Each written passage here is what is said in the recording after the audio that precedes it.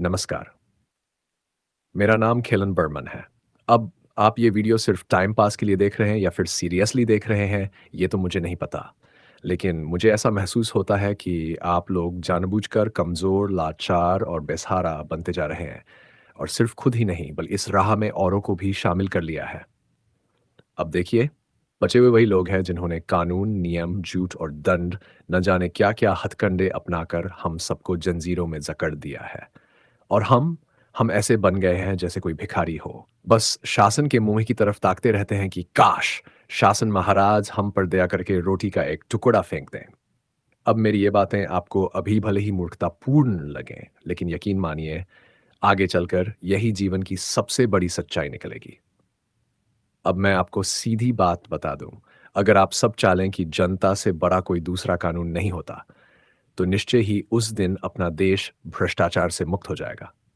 लेकिन ये कैसे होगा? ये तभी संभव है जब आप सब लोग मिलकर मुझे प्रधानमंत्री बना देंगे। वरना वरना वही होगा जो अब तक होता आया है।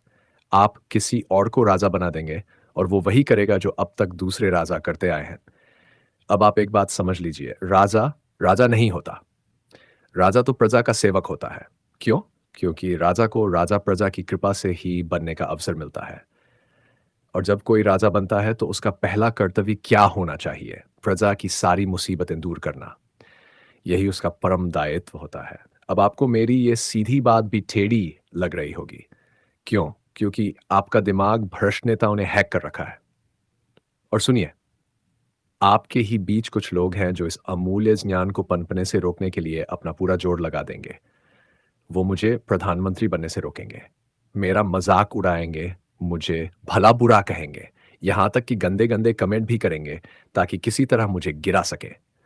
क्योंकि सच्चे का मुँह काला होता है और झूठे का मुँह बोलबाला।